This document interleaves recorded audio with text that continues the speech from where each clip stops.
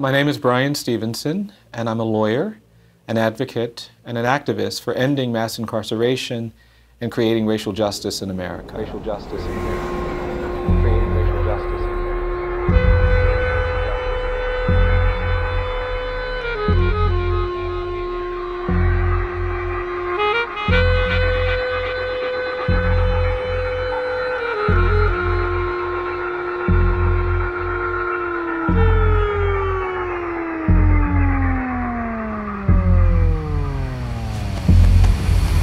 I've been trying to say something about our criminal justice system.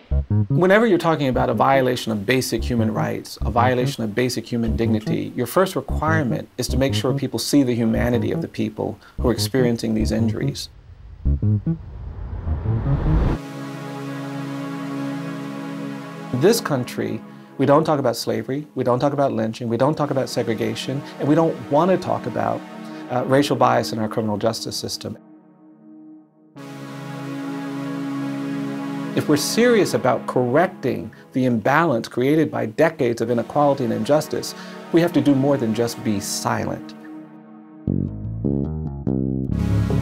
I've been trying to say something about criminal justice system. Say something about criminal justice.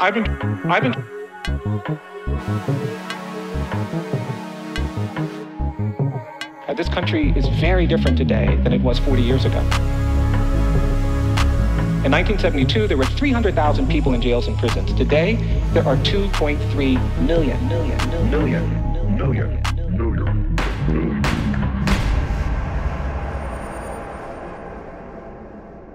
The United States now has the highest rate of incarceration in the world.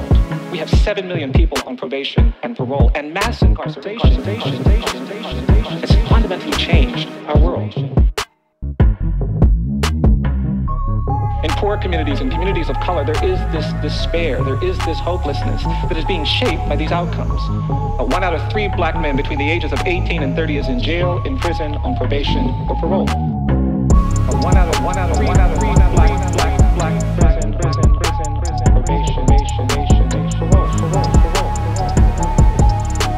I've been trying to say something about our criminal justice system.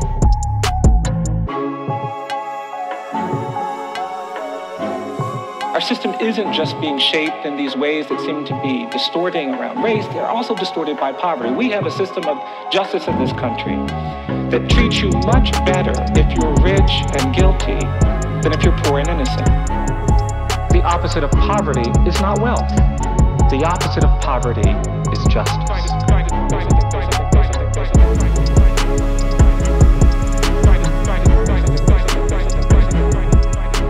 I've been trying to say something about our criminal justice system. The United States is the only country in the world where we sentence 13-year-old children. The United States is the only country in the world, 13-year-old children. The United States is the only country in the world where we sentence 13-year-old children to die in prison. We have life imprisonment without parole for kids in this country. Only country in the world. We love innovation. We love technology, we love creativity, we love entertainment. But ultimately, those realities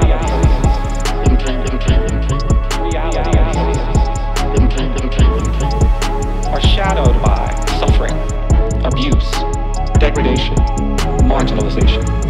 And for me, it becomes necessary to integrate the two. Because ultimately, we are talking about the need to be more hopeful, more committed, more dedicated to the basic challenges of living in a complex world. To me, that means spending time thinking and talking about the poor, the disadvantaged. I've come to understand and to believe that each of us is more than the worst thing we've ever done.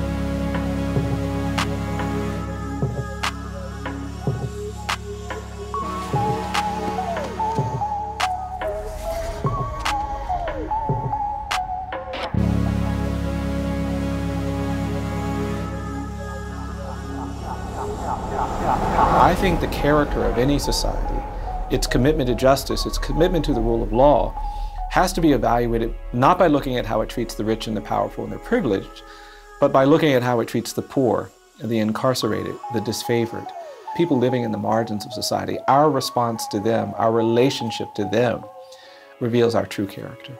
I think there's something better waiting for people in this country than what we've experienced. There's something more genuinely free, more genuinely equal, more genuinely just than what we've experienced in this country. And if we desire it and we struggle for it, we can achieve it.